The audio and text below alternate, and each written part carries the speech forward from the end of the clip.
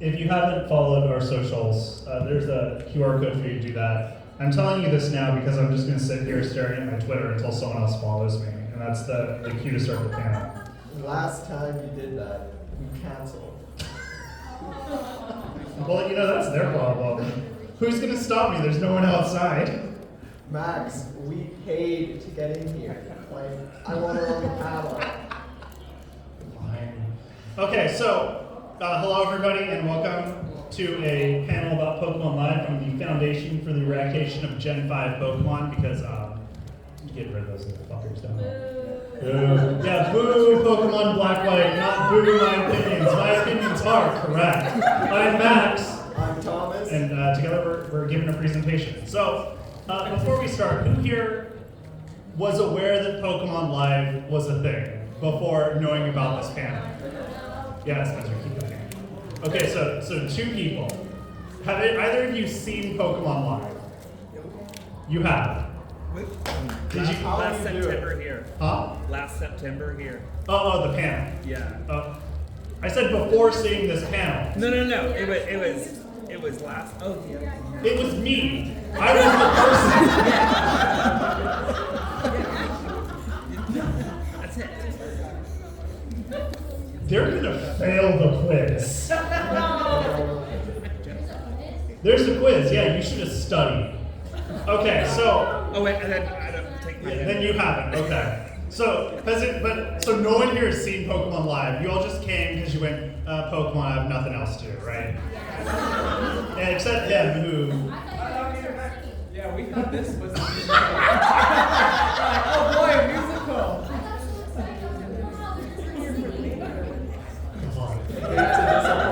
Next year on ice. I mean, I'd do on ice if they gave us main stage. I would learn how to ice skate if they gave us main stage, and I would actually just do Pokemon on ice. Exactly. Actually, I know how to ice skate. It's fine. Anyway, so before we start, we have to find out what you guys know about musicals as a jumping off point. So we're going to show you an image, and you're going to tell us if that is from a musical. If it's from a musical, raise your hand. Just raise one hand. That's all you need to do. Okay? Do we understand? Don't get cute on me, okay? Just follow the instructions. Is this a musical? Raise your hand if yes. This is a pretty good start. They are right. Cats is a musical. Okay. Next up is Put That Thing Back Where It Came From, or So Help Me, a musical. Raise your hand if yes. Wait, no, Thomas, you're wrong. It's not a musical. It's a Nickelback. So here's the thing. Within the universe of Monsters, Inc., it is a musical, but it's too fake. It's a fake musical in a show. That's not a musical. That's just not real. So it doesn't count. Next up is Oh Brother, Where Art Thou, a musical. I'm sorry, again, it's not. The music's diegetic, which means it's not coming from the characters, it's happening in the background. So they're fully unaware that they have brought folk music back for decades, bringing us Mumford & Sons, which is a crime, of course, since half that band is anti-vaxxers, but Yeah. I think that's a great way to get invited to SacAnime, honestly. Next up is Kung Fu Panda, a musical. Why is Kung Fu Panda a musical? Huh? Yeah, but they fucking sing, that has the Soggy Bottom Boys. They sing, what is it? I don't know, they sing something. Okay, so here's the thing, you are right, it is a musical, but you're not right, wait, what'd you say? That's why it's a musical. Jack Black is a musician, therefore anything he's in is therefore a musical. It's obvious. I think there was a SpongeBob episode. I think it was Atlantis for Candace. They had a musical, but I think they had David Bowie, but he didn't have him sing. Yeah, I mean, Labyrinth is a musical. David Bowie's in it, but It was special Atlantis for Candace. It was a musical. They starred David Bowie, but they did not have him sing. I mean, they had everyone else sing. But that's a nostalgia critic move. where he got Slash on his review of The Wall and then didn't have him sing the whole time. Next up is the movie Cats, a musical. Like, almost all of you got it. No, it's not a musical. In fact, it's a war crime. He's finally dead! We did it. He's dead! 2023 was a banner year for Henry Kissinger dying. We did it. Yeah, he died. Unfortunately, quietly in his sleep. A luxury he has not afforded to many people. So with that, do we have to start talking about Pokemon Live? I think so. I mean, what else is Let's see what the panel says. No, we don't. Okay. Okay, so before we talk about Pokemon Live, we have to talk about musicals, because clearly you guys don't know anything. And before we talk about musicals, we have to talk about the history of music. I know. This is a trap. Yeah, this is a trap. You think I could talk for an hour about Pokemon Live? Yes. Honestly, they're right. Probably. Yeah. Especially if we worked in like all the foreign versions. We could talk for longer The than Dubai they cut. go on. The Dubai cut. Anyway, so music, as like most things, was invented by the British. And as we all know, what the British people love to do when they invent something is share it with the world, sometimes unconsensually, and sometimes very consensually. So in the 1960s, music was invented and it invaded us with the Beatles. And the Beatles spawned so many genres of music, from the Rolling Stones to the Who, to of course Led Zeppelin. And all of these were great genres of music that, much like modern British prime ministers, burned out in a blaze of glory and retired to obscurity. Wait, they look like animorphs. Is that just me?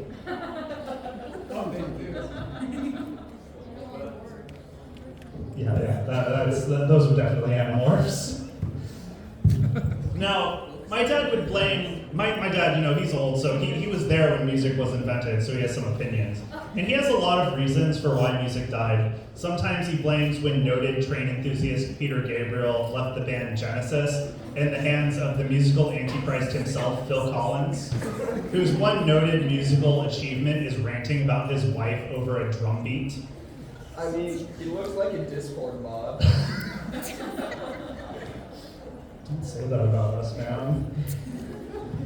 Sometimes he'll blame it on the advent of punk music. Something he says is just suburban white kids who don't know how to play instruments, which, Dad, that's the whole point of punk music.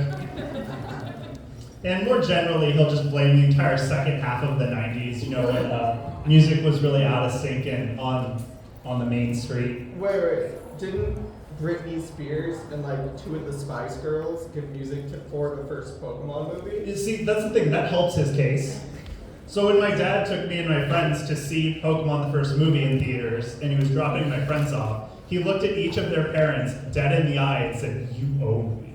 If I hear Pika Pika one more time." So, yeah, that's it. We talked about music.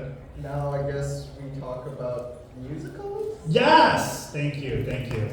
Okay, I'm just happy we're not on Pokemon Live yet, honestly. It's awful. Maybe we'll never get to it. Yeah, we'll see. That would be the greatest bait and switch. Just an hour of shit posting about the history of musicals.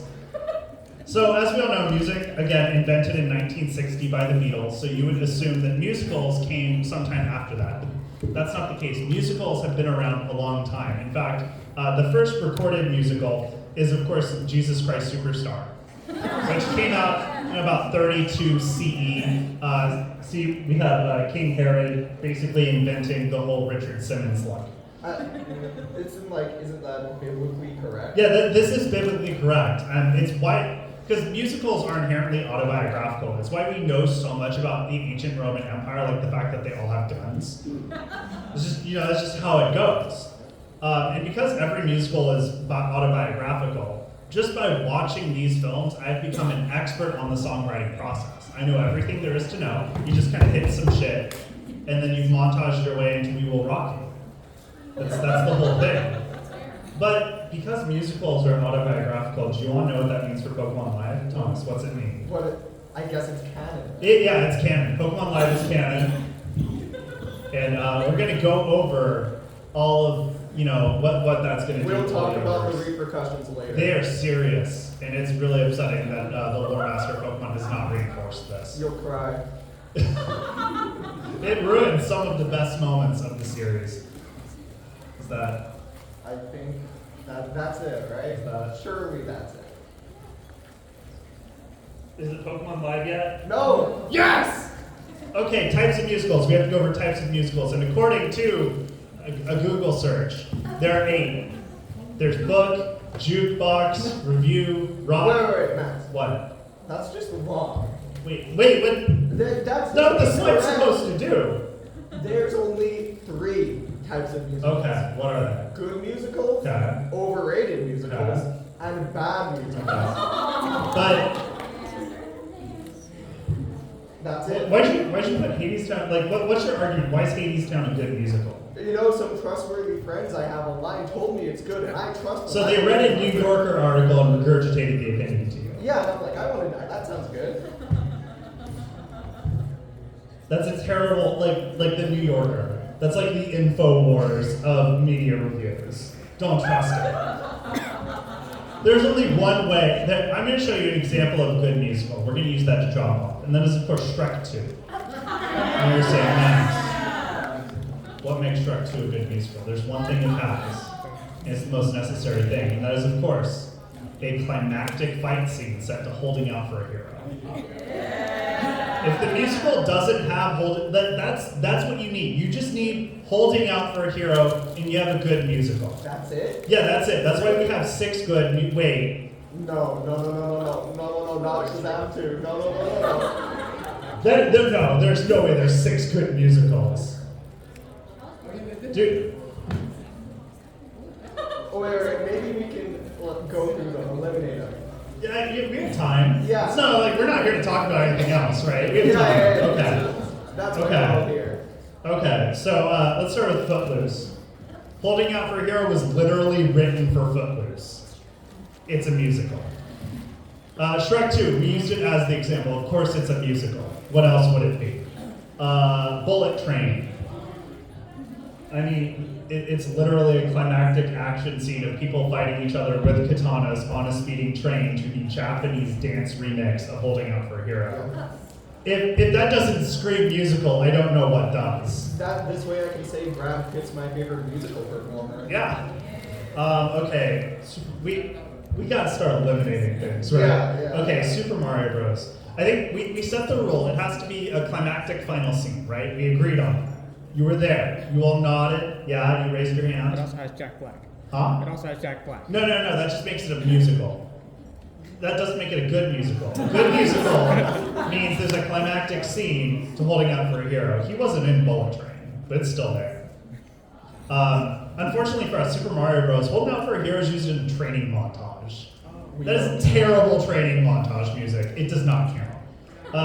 Tetris, the Wikipedia article doesn't even mention what's going on when it's played, so it must be so unimportant it doesn't matter. That doesn't count. And finally, Shazam 2. Someone is listening to it on their radio when rescued, and then that guy has to point it out. And he's an anti-vaxxer too, isn't he? So yeah, that's no twice. Okay, we've narrowed it down. We have 3 good musicals. And we all know, this is just common knowledge, by the way. I shouldn't even have to tell you this. But all overrated musicals are by Lin-Manuel Miranda. Like, that's just a fact. That's just a fact. This girl is based. She gets it. She's like, yeah. With that in mind, the only safe conclusion is that every single other musical is bad. Right? Yeah. I mean, Greatest Showman, more like The Mediocre Showman. Chicago, more like Detroit. More like Les Mis. Is that it? I don't know, man. Oh yes, How to Attend Yes! a Musical. We've killed 15 minutes so far. You think we can do the other 45 before we talk about this fucking thing? Think if for but a fleeting moment, this could be you. You think you're ready to see a musical? You're not. First step, obviously, acquire a tuxedo, although they're commonly worn for galas, balls, high schools, casino night. That's completely improper. Like, either you wear it at a sporting event or you wear it at a musical. Like, dress up. This isn't Minions Rise of Group. Like, show some respect for the art form. Same with coattails, honestly. Like, they're required, but if you get it right, you really get it right. You'll need a top hat, as if it will distinguish you from everyone else in the crowd. After all, it worked for the world's most famous musical goer, Abraham Lincoln. I know, it was like too soon. He's been dead for 200 years. Move on. No, it's been 150. I don't care. I'm the historian. Got a real John Wilkes Booth fan here. That joke gave me a headache just about as bad as Lincoln's. You'll need a monocle as, you know. That was like the worst groaner I've ever heard. Max, we're talking about monocles. You'll need a monocle for any musical endeavors. And of course, the more the merrier. You'll need a single white glove to, you know, do with people who take your parking spot or steal your valet. You only need one, however. If you think you're actually going to wear that thing, you're wrong. You're not. You need a cane with no less than 3 rhinestones. Yeah, just make sure it's not a purple cane because people will approach you asking for prostitutes. And to be very clear, if you have a purple cane, eventually someone will think you're a pimp. Even if you're walking around in a boot because you're clearly injured and need it as a walking cane, people will think you're a pimp. And, is that? No, you'll need a sparkle in your eyes. The only person making you see a musical is you. Enjoy it. Love it. The thing is, all of these are expensive, so I would understand if you went to Temu to buy these materials. The problem is, this is the Temu musical starter kit. So it's, yeah. But this is Pokemon Live we're talking about. You need to wear more than this. There's one necessary accessory, and that is, of course, the Pokemon Rave Wand that you could buy at Pokemon Live around like what $5.99, and now on eBay for $599. And I know what you're saying, Max. That is clearly a flashlight with a plastic accessory on it. And yeah, that's exactly what it is. What did you expect? It's a Pokemon toy.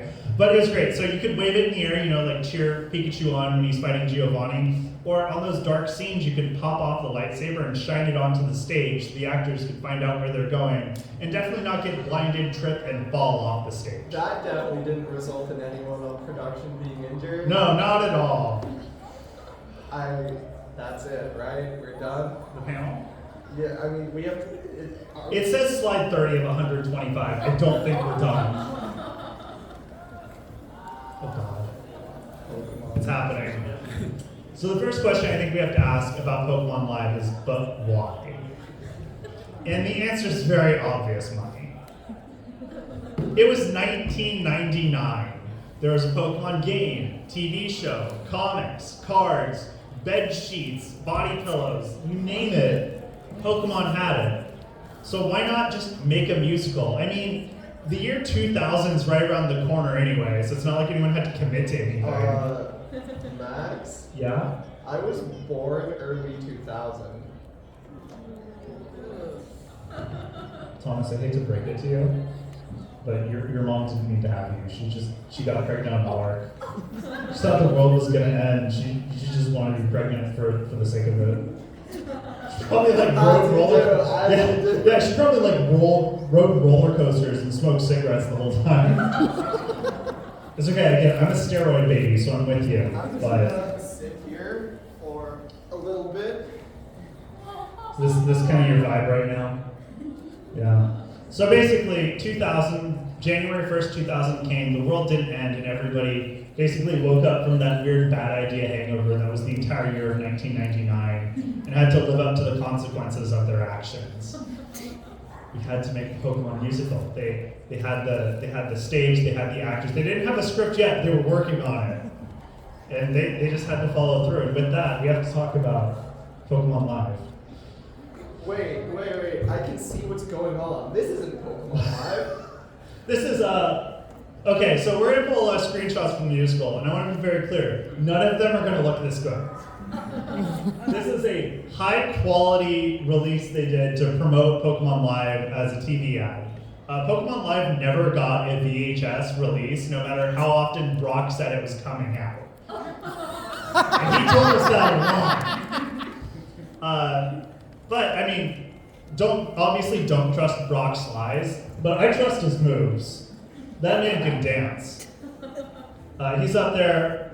Jesse and James, they've got some real good synergy moving. Wait, Pikachu looks like it's trying. It doesn't look easy in that suit. Moving in that suit is a nightmare, I bet. Ash's mom's doing like her best church mom dance, which is about the best you could expect from her. And Ash is that awkward white guy at the party who's one drink in and isn't sure what to do. And Misty's doing what? The like grounded gold bean? Misty's using Splash. Yeah. So, let's talk about it. Yeah, I think so. I told you we needed more material.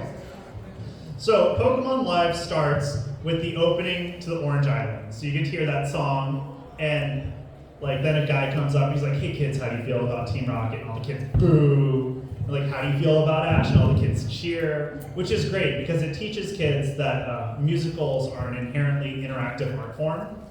If they're not interactive, why show up? Why see it live? Yeah, just go see a movie. It costs half as much. If you can't affect it.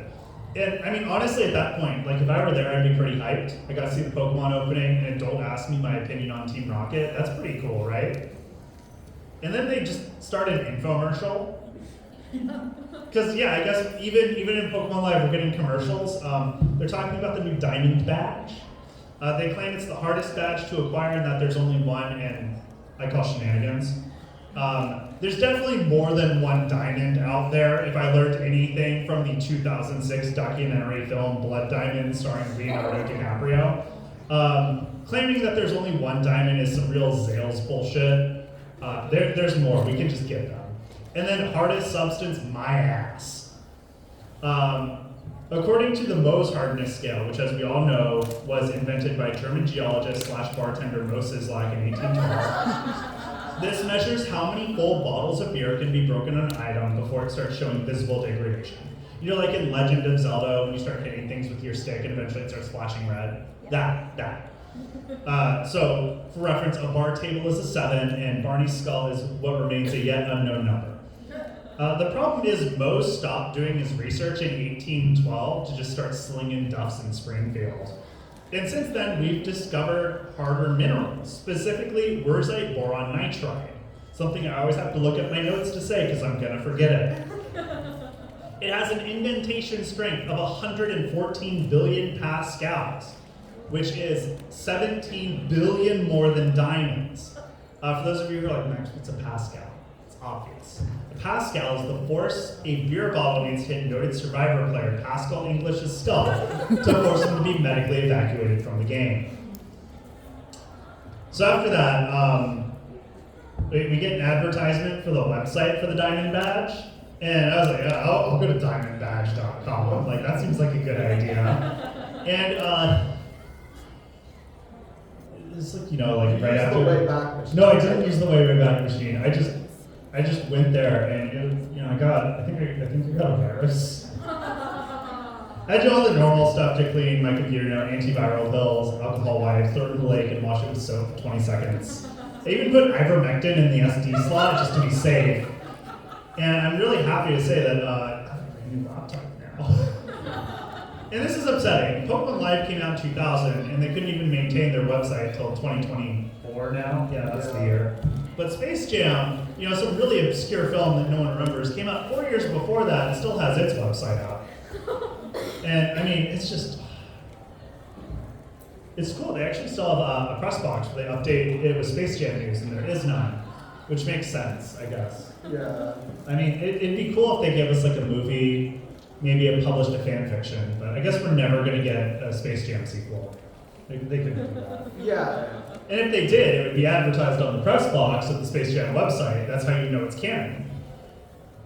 Anyway, after this, Giovanni announces he's the one giving away the Diamond Badge. And I gotta know, what happened to Blue? I thought he was the gym leader in Viridian now. Giovanni broke his legs. So Giovanni Tanya Harding Blue. Yeah. Here's the thing, I thought Giovanni was going to jail. Can he just be a gym leader again?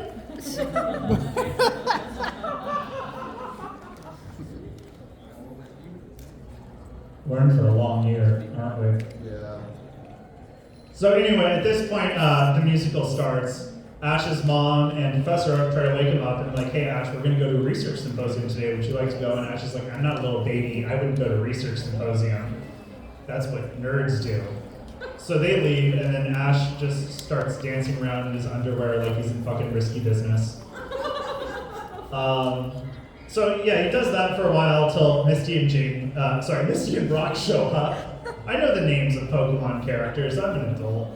I feel like I'm an adult and know the names of Pokemon characters are mutually exclusive, but here we go. So they show up and Ash is like, I see the new Diamond Badge ad, which leads to the question, Ash, when did you watch the Diamond Badge ad? All you've done is make fun of your mom and listen to the Pokemon theme song while dancing in your underwear. So presumably it gets light speed briefs into his brain like that episode of Futurama. But he's trying to talk to them about it, and Misty's just like, hey Ash, remember how we were supposed to go to the movies a few weeks ago for my birthday? And he's like, yeah, that's cool, the Diamond Badge. And I have a couple questions here. First off, where did Misty and Brock come from? This is what Pallet Town looks like. There are only 3 buildings here, which is, of course, Ash's house, Gary's sister's house, or as I like to call it, Fuck Shack, and Professor Oak's lab. So unless they're like living in the trees, I don't know where Misty and Brock came from. Maybe they commuted on Misty's bike. Oh. How do you, okay. Cerulean's here, Pallet's here. Is she gonna like no-click off the map to like surf around? They don't have anything that can use fly. That's a dumb thing to get hung up on. Let's get hung up on something else. Where's the movie theater that Ash was supposed to take her to? I've played the games. There isn't a movie theater. Unless it's like one of these unmarked buildings in Saffron City. That one kind of has a vibe. Show some art house. Yeah, Ash was going to go take her to see the holdovers. And unfortunately for you, this is when the musical like actually starts with the song "You and Me" and Pokemon. It's upsetting how many people have left before we actually started talking about the musical. Before I was in his speaking lines, like That's a bad review for me. I'm gonna go cry a little bit. Well, you may recognize You and Me and Pokemon from Pikachu's Jukebox, where it played occasionally, or your favorite Pokemon movie. Don't lie, you know it is. That's I thought that was a porn parody. No. Like Pokemon Live is canon. Or you may recognize it from episode 147 of the Iron Squad, where beloved Pokemon regular Tracy Sketchit was tragically gunned down in a laser form.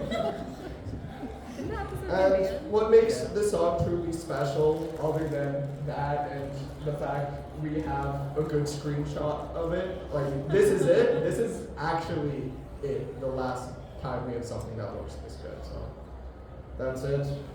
There's a few questions this invokes, like why is there a Zapdos just floating, and why is Geodude actually levitating at the very top, and why is Hypno staring at your crotch? My main question, why did they use this? This is this extra's one chance for glory, and he messes it up. Look at that. That's, how dare they? And wait, that Hypno. Oh god. Oh no. Oh no. Got it. Okay, good. Okay, got it. Oh, I have to start talking again. It doesn't work if I run away mid-bit and the next bit's mine. Okay, so now Team Rocket show up. And before we get into this, I would like to know if you could recognize James. Like, I mean, this is a really, really good shot of him, obviously. But that's actually Elder Price from the original Broadway run of Book of Mormon. Yeah. And Misty, Jesse, you can recognize her from a milk crate. Because Sheena hasn't been in anything since this. I think she Birdman a scene later in the movie. We'll get to that. But so when they show up, they get booed by the children because, I mean, what are you going to do? You're 7 at a Pokemon preschool. You're going to boo Team Rocket. It's honestly awful. I love Team Rocket. They're cool. In Team Rocket, they're not going to take that line down. If your job is to give this musical and you're getting treated like shit by 8-year-olds, you're going to snap back a little. So in this recording, they're in Radio City. So they start like ragging on the audience and like, wow, this audience this audience is worse than the audience we had in Cleveland, Ohio. Wait, what am I doing to Cleveland? You're just really excited to be there. You're taking it out on them for voting incorrectly in the last few elections. I guess so. So, this, of course, led me to wonder, okay, what was this tour schedule for Pokemon Live?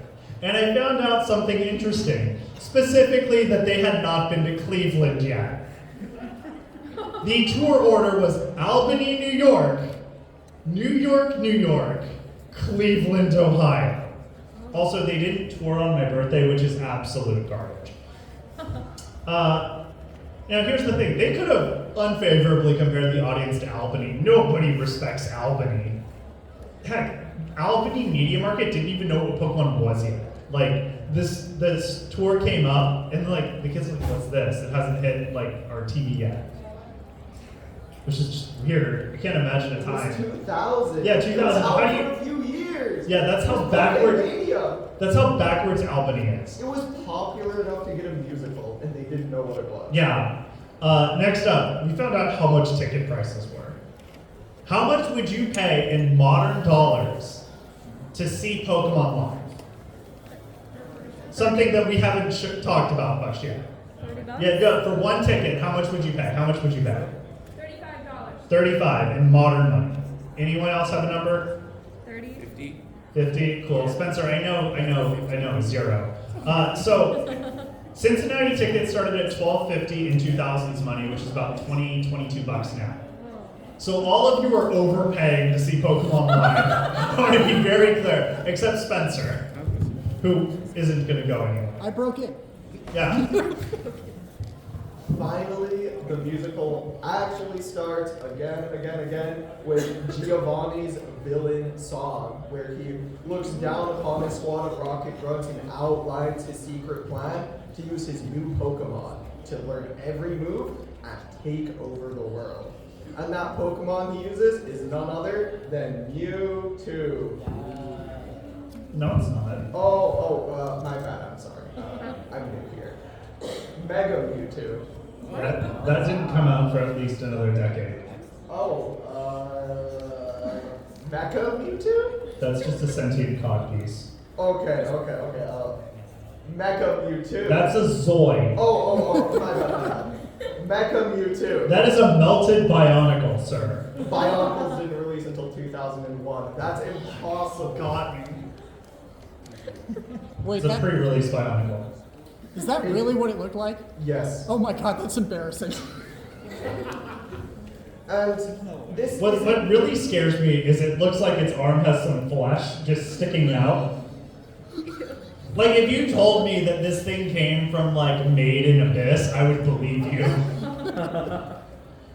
Its inclusion overall speaks to there being a trend of too many Mewtwo's in Pokemon. We all know there's the original Mewtwo that Ash tried to 1v1 Final Destination, no items, Fox only on. There's the Univin Mewtwo from Genesect and the Legend Awakens. There's even hologram Mewtwo from Mastermind and Mirage Pokemon, a 10th anniversary Pokemon special.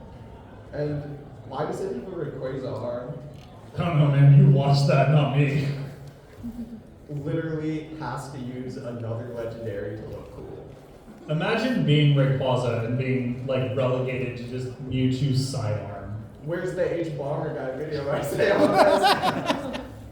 But for all you Mewtwo fans, there's still a few good Mewtwo's. For example, the spoon-wielding Mewtwo from Pokemon Adventures. It's doing its part to take out 5th gen Pokemon. What are you doing?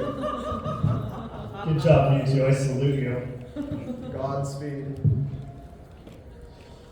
This is still That's still me. Yeah, it's still you. It's back to Giovanni's banger song. It ends with James asking him about "Don't Ask, Don't Tell," which Giovanni ignores Which and I then think starts. that's actually SacAnime's COVID policy. Don't ask if you're sick and don't tell anyone if you are. It is true though. He does dodge the question by singing a reprise of the song he just sang. They're rudely interrupted by an Alakazam trainer who's seen the Diamond Badge ad and is brainlessly flocked to the Team Rocket's secret headquarters. He bursts in, demands to fight for the Diamond Badge. No offense to this Alakazam trainer, but they're not exactly the shining beacon of competence, as Alakazam gets pretty thoroughly handled. I mean, yeah, he's handling his Alakazam all right. I think he's catching the Alakazam because they can't have actors fainting on stage. Or do you think that light is from a Pokemon? No, I think they're making out. I think it's the only thing that makes sense in this musical. Happens in everyone. The Alakazam trainer isn't the only one, as this Venusaur also falls. I think it's supposed to be using poison powder. I think it's using I just ate some Taco Bell and it's not agreeing with me powder. Ooh. Which would be a really unfortunate move to learn. That's when this hero arrives. Seeing the threat Mecha Mewtwo poses to the world, he decides to use his ultimate move and end the battle. He looks in, unlike the other trainers who just wanted a badge, this hero, who is unnamed, so we'll have to refer to them as Cool Trainer Jake, decides to end it all and be like, I need to take down this world-ending threat of Mecha Mewtwo. So he uses his ultimate move, Electrode Self-Destruct. And unfortunately, this valiant attempt was a failure, as Mecha Mewtwo was just built different. And well, it's because learn functions as protect and mimic at the same time. It's bullshit. It's an exclusive move. With his valiant attempt in vain, Cool Trainer Jake falls defeated, and Giovanni, who's not done singing, sings another reprise and dances all over him. He really just does it. So at this point, we go back to our Intrepid Heroes. I know it's felt like a while since we've been there, but I think it's like, 6 minutes musical time or something? 42 minutes panel time. 42 minutes panel time, 6 minutes musical time.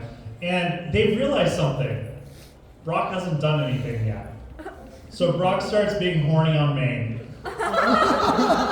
And he realizes that his best pickup strategy while they're in the woods is to just lose the map for the Diamond Badge so he can start asking girls for help.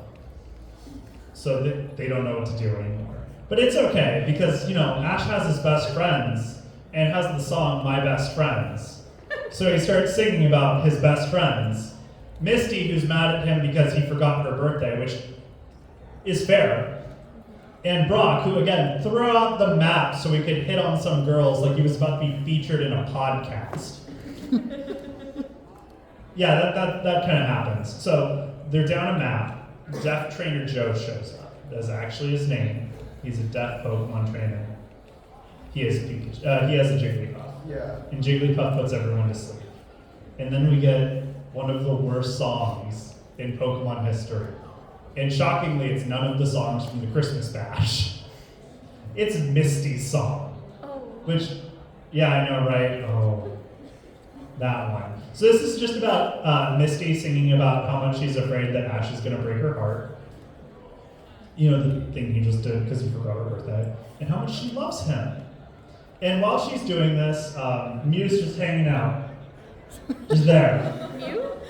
I don't know why Mew's there. I was expecting Go to come on stage, catch it, and bail. But no, that doesn't happen. We just get a continuation of Misty just being one of the worst tropes in anime history. And, I mean, Misty, you've seen what he's done to your bike. You know what he's going to do to your heart.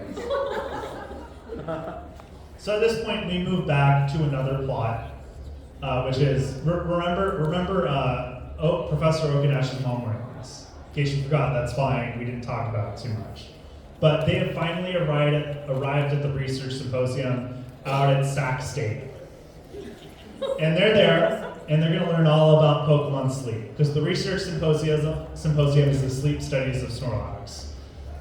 Obviously, this is a trap set by Giovanni. Giovanni points this out. He's like, why would you think that we would do a sleep symposium at Sac State when if you just go across the causeway, Davis is right there. You know, a real college. It's like you know, going here instead of Fanime. Or in the case of this weekend, going here instead of ALA. So they didn't accept my panels. So at this point, Giovanni sings a reprise of the song that Professor Oak and Ash's mom were singing. We didn't mention it because it is actually the worst song. It's called Everything Changes. It's about how boys become men and Caterpies evolve into metapods. Very equitable things, apparently. So with that, we move back. Speaking of boys becoming men, Ash is talking about how he's going to win his manhood by getting the diamond badge. Now, at this point, he should know he's fighting against Giovanni. Giovanni featured himself in the diamond badge ad. So with that knowledge, what Pokemon would you pick to fight Giovanni? Because that's what Ash is talking about right now. Well, based on the typing, I'd say anything but Pikachu. You're right, Pikachu.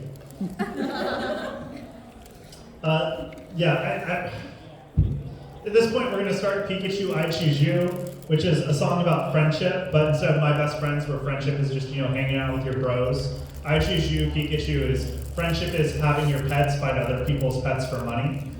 It's why I'm not friends with my dog. I have her fight other people's pets for free. Oh. I know, right? She's great at it. So the musical starts, and honestly, this is probably the best set piece of the show. We have a bunch of people in Pikachu costumes just swinging around like rag dolls while Ash is singing I Choose You.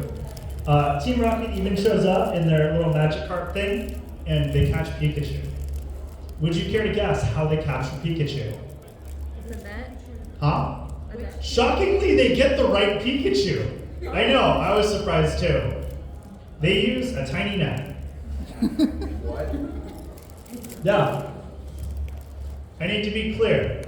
The trick Jack in the Box doesn't work. Recreating Asteroid City didn't work. Inviting everyone to free paper mache arts and crafts didn't work. Tiny net. Unbelievable. So, all this time, they just needed a tiny net. Didn't they try that once and it didn't work? Well, they tried it again and it worked. Like the rest of the musical, Pikachu is in the net. So now Pikachu is gone. And Ash notices and he stops singing I Choose You, Pikachu, but the song doesn't stop. The Pikachus keep dancing as Ash runs around in a panic, searching for Pikachu. The music gets louder. The dancers multiply. As the void encroaches on us all, and the intermission begins. So With only 15 minutes left. we can at least finish that. Oh, we can finish this. Yeah. If you're the next panelist and you're here, Let us know, please. why? We all know In what 20 the minutes. point of an intermission is. It's for, like, you know, getting up, using the restroom, getting a drink of water, reading the New Yorker, realizing you're too stupid to understand what's going on, all that thing. What Pokemon character do you think is best suited to handle the kids who sit in their seats during intermission? Any guesses? Snorlax? Why Snorlax? Remember, they're studying how they're lying about studying how Snorlax sleeps. Yes. Huh? Because he's the way to sleep, so. Oh, to like get the kids like chill. No, he's just sleeping and then he just like the bugging him himself. This is like. Okay. Well, it's Dexter. Ash's Pokedex. He's the true hero of the intermission. He sings into the song, "What kind of Pokemon are you?" and kind of leads a dance number with all the extras, the true heroes of Pokemon Live. And, you know, being a man of many questions, I decided to take the Play Nintendo quiz of what Pokemon are you? And I got Pikachu, and we all know this is just completely incorrect. I know myself, I think I'm kind of a badass. I'd be something much cooler. This is when people go through the audience and ask people questions. So we should ask the audience these questions. Yeah.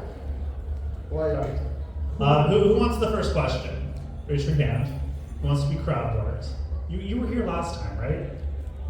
You know this. No, Spencer. Yes, Raven. all right, who in your family is a Krabby?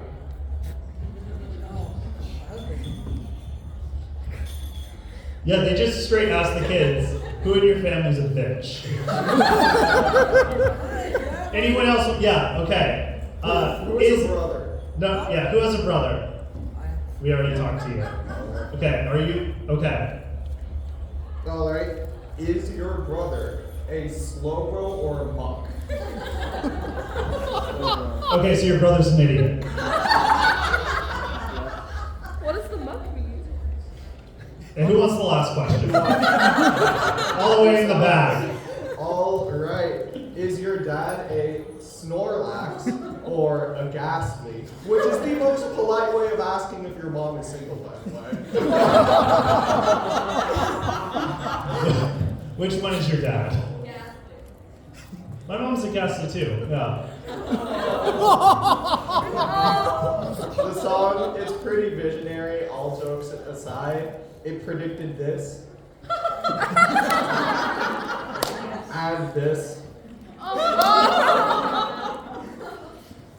And then the intermission is over, and we return to our heroes. Heroes.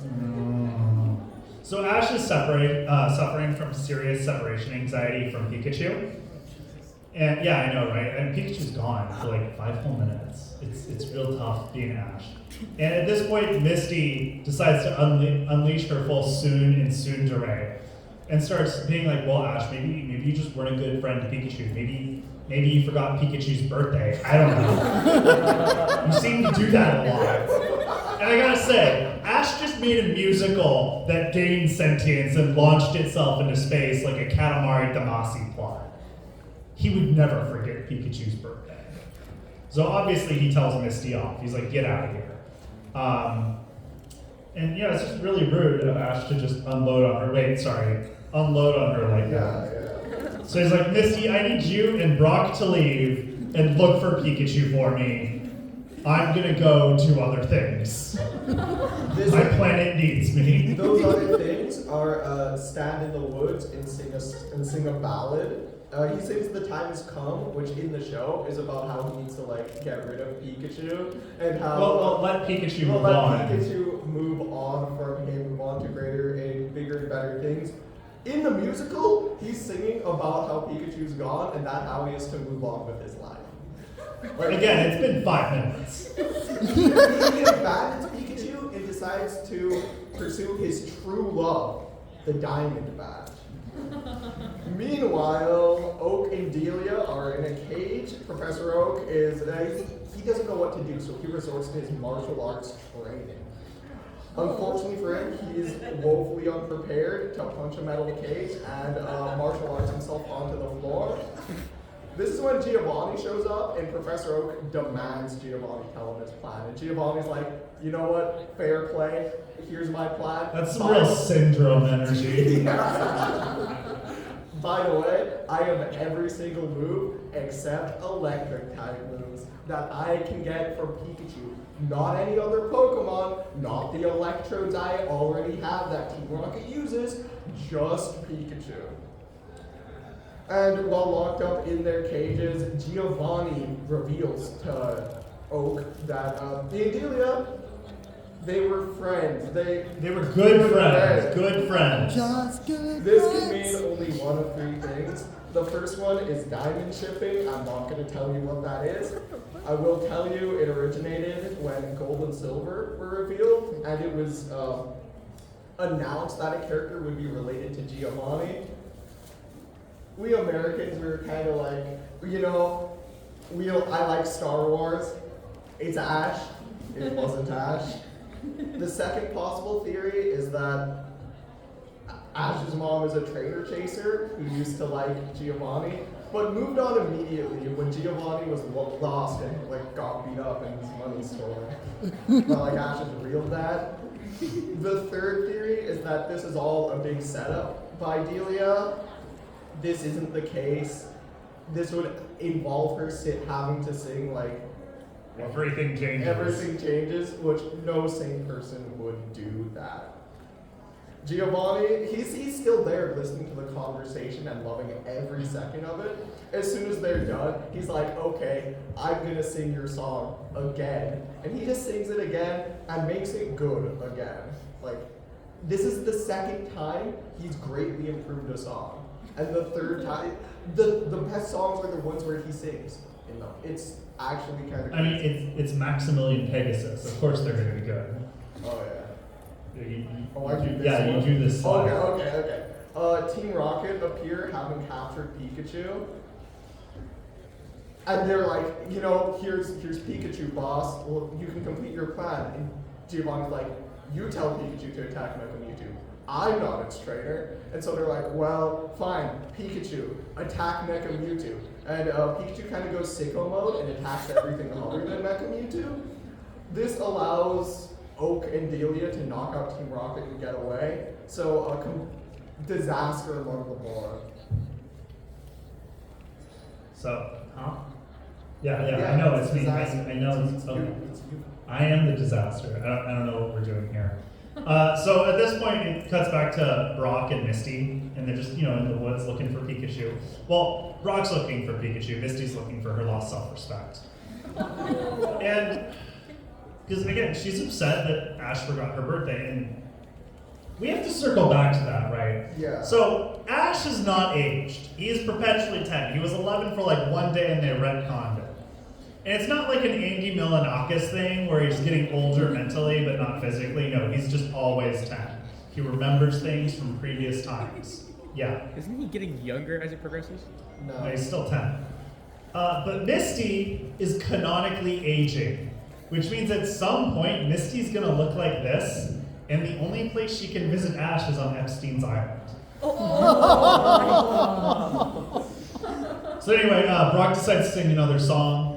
It's called Two Perfect Girls, and it's all about how he wants to be in a monogamous relationship with both Officer Jenny and Nurse Joy. Which, I mean, Brock, you're 15 and Jenny's a cop. That feels like a bad idea. I don't know. It seems like he has a thing for authority figures. Yeah. Overall, though, pretty good song, I'll be honest. After this, we unfortunately get another ballad, and it's a duet. And it's both Delia and Misty singing about how much they love Ash. Okay, imagine you're in the forest singing about your crush, and then you hear someone else singing, and you look over, and it's your crush's mom who is also singing about how your crush is grown up. This is like a negative Bechdel test point. Let me be clear, this musical does not pass the Bechdel test, but I feel like even if it did, this would negate that. So yeah, they turn around like, oh, we're in the same area, that's pretty cool. So Delia and Misty and Brock and Professor Oak and Ash and Gandalf the Great and Gandalf the White and Monty Python and the Little Girls Black Knight and Team Rocket decide, they meet up. Those Razor scooters, really quickly. Yeah, we have time. Those are Razor scooters. What about them? I mean, aren't they a bit small for Team Rocket and Ash? So, I mean, yeah, they sold JD Bugs and adult-sized trick scooters, but this is for 8-year-olds. Yes. It was the early 2000s. Yeah, 8-year-old. No, it was 2000. Oh, exactly. Yeah. JD Books existed. My mom had one. She fell off of it. It's cool. Anyway, yeah. So at this point, Team Rocket's like, Ash, you're coming with us. We're gonna force you to have Pikachu fight Mecha Mewtwo. And Ash goes to Team Rocket. And he's like, you're gonna take me to Giovanni. And you're gonna have me fight Pikachu. And you're gonna have me have Pikachu fight Mecha Mewtwo. And both of them look confused, thinking it's a trap. And everyone else just doesn't want to engage at this point because they're like, we don't really want to be in this musical, so they just piece the fuck out, and they go to Six Flags, and they're ready to do something, and it's a great time. Jesse and James do ride off. They blast off again in their scooters. Tragedy strikes. We hear crashing sounds followed by silence. We can only assume that Team Rocket are dead. They don't show up for the rest of the musical. Like, that's it. And they're gone. In the case of Jesse, this is the Birdman moment I alluded to earlier. Yeah. And someone's probably seen that movie. That just leaves the only 3 surviving characters left in the room. That is Giovanni, Ash, and Pikachu. Like Odysseus before him, Ash decides to do whatever it takes to find his true love, the Diamond Badge. It all starts off with Pikachu versus Mecha Mewtwo. Down in the ring. Oh. Pikachu's already dead. I wanted to do my UFC announcer voice. No. With Pikachu defeated, Ash tries to sing his way out of the competition. He declares a best 2 out of 3 and sings "You Just Can't Win," which he loses. I mean, here's the thing. It's Ash versus Giovanni in a rap battle. That's like fucking Tom McDonald trying to challenge Eminem. It's not gonna work out. You're gonna lose. After getting musically eviscerated, Ash decides to declare an emergency best 3 out of 5. What? Why is Giovanni putting up with that? He was won. Why is he letting Ash change? This is playground rules here. Ash decides to martial arts Giovanni, because that works so well for Professor Oak. His mentor. His mentor. Yeah. This doesn't work out well either, because he gets schooled. Pretty badly. You can't really tell if he's getting kneed.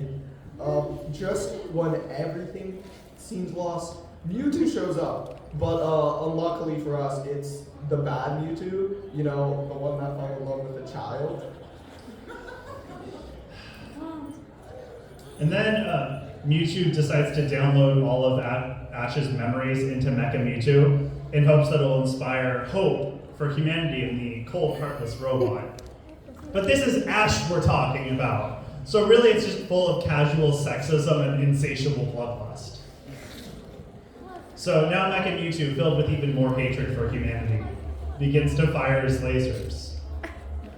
But then a series of memories starts going through his head. Electrode's memories of his time with his trainer, Cool Trainer Jake, the town they saved, the villains they defeated, the blood plasma they donated to hurricane victims.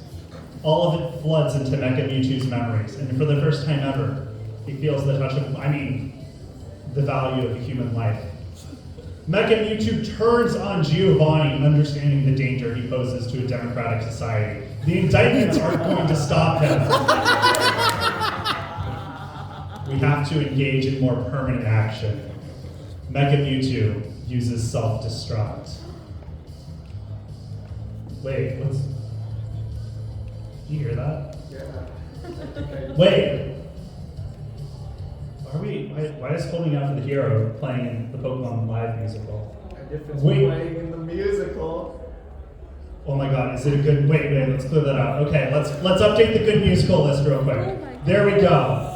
Wait, why is that not right? Because you didn't hear it when we were talking about the musical.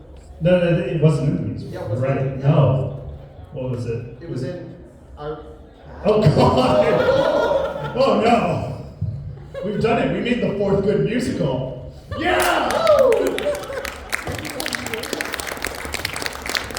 The game celebrates. Ash reaches into his pocket and discovers that the diamond badge was there the whole time. To be clear, Giovanni threw it at him to initiate a stand your ground response. He's like, oh, you have my property, I can kill you now. Kind of thing. Yeah. Brock's like, wow, such a good badge. I would have loved to see that battle. How did you win? And Ash is like, oh, you know how I won, like I always do. And he's like, you know what? I'm giving the badge to Misty. Speaking of how he always does it, I think we're talking about that on Sunday, right? Yeah, we are. It doesn't say we are. We are talking about it though. Ash can't catch him 3 o'clock.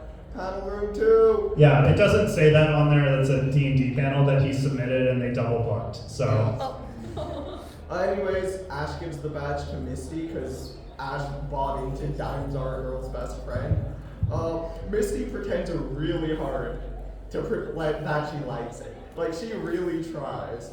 And that's the musical. It's not the panel, though. You can't talk yet. We still have, Jesus Christ, 18 slides. Yeah. Okay, this talk. Are you next? No, okay. Okay. If you are next, let us know. We'll My friends and I have taken over panels where the people didn't show up. Oh, yeah. The panel before us was that. Oh, okay. Yeah. Yeah, SacAnime does not. They ghost you after they give you your panel, and they don't have any staff to check in with. They'll only reply to emails if you're asking if we get a panelist refund, which is a quick no. We've only talked about them like 3 times. Yeah, I'm not bitter. I don't know what you're talking about. Anyways, this musical taught the industry licensed properties, peak musical material because of Pokemon Live, the first one to do it. We got Evil Dead, the musical, Shrek, the musical, Back to the Future, the musical, Spider-Man Turn Off the Dark, Breaking Bad, the musical, Saw, the musical, and my personal favorite piece of media of all time, Flat Fuck on Broadway. Because of this, we live in a world with SpongeBob the musical, Rogers the musical, and Rogers the musical. And wait, there's more? God, I didn't update the font. Okay, these are the previously mentioned ramifications on Pokemon lore the musical has. For example, everything with Tracy never happens. Ash X Misty, it's a thing. It's not a thing, but they really push it to be a thing at Christmas, so I guess it's a thing. It's canon. Mewtwo returns, that whole thing. Mewtwo returned early. This one doesn't count. Team Rocket, they're dead. And because Mewtwo returns isn't canon, that means Brock's magnum opus moment, drying pan, never happened. His famous, what was it? Pizza, bacon. What was it? Spicy pizza pancakes? Yeah, spicy pizza, bacon, pancakes. That never happened. I'm gonna be honest, I'm happy spicy pizza pancakes didn't happen. Yeah, honestly. That sounds awful. Earl Grey's pretty good though. Was. Yeah. So, yeah, we're tier listing the songs, because this panel's too fucking long. So, the first tier of the musical, the F tier songs, these are basically all the ballads. Everything Changes, Misty's song, and I've Got a Secret. They're all terrible. Yeah. Maybe I just innately hate ballads, I don't know, but these are all just bad. Ashes, the time has come is about it, so. That's higher up, I guess. In D tier, we have You and Me and Pokemon, because nothing really happens. Yeah. Best at Being the Worst, and Double Trouble, because God, they're just bad at Double Trouble. We didn't even talk about Best at Being the Worst. It does have probably the best line in the musical, and the song is like bad on purpose, but the Dubai cut version's a B tier. Yeah. It shows the humor crashing. I'm not joking. Yeah. The C tier are all the songs I like that Max hates. My Best Friends and The Time Has Come. In B tier, we have I Choose You, Two Perfect Girls, a phrase you should not Google, and You Just Can't Win. And in A tier, we have like the only songs that are actually good enough to be in a real musical, which are It Will All Be Mine and What Kind of Pokemon Are You? With that, we just have to ask one thing. How could we have stopped Pokemon Live from happening so we could go back in time and not have dedicated so many hours of our lives to making a panel about it? And it's really simple. The entire existence of this musical hinged on one person.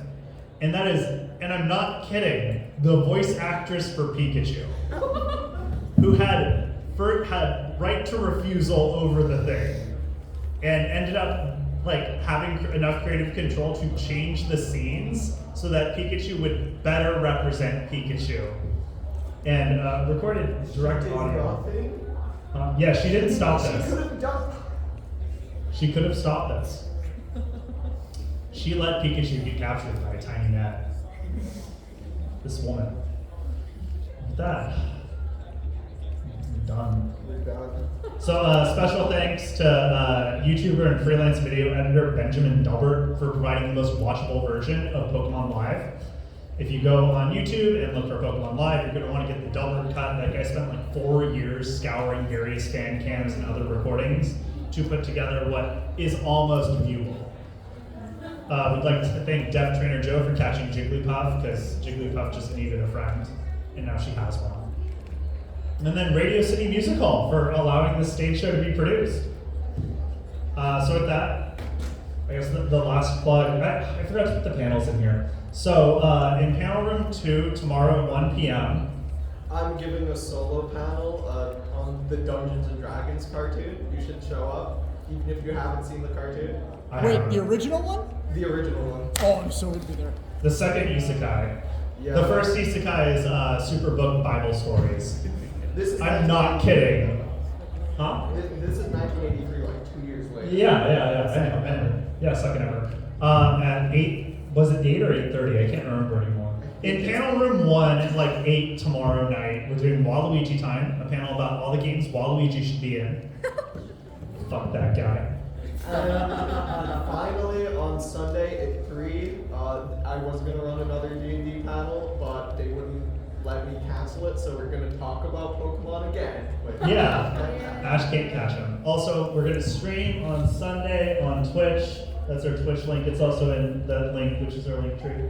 We do Anime Survivor, as I mentioned before. Anime Survivor is if you take anime characters and you put them in a Survivor simulator that make up bullshit for 2 hours.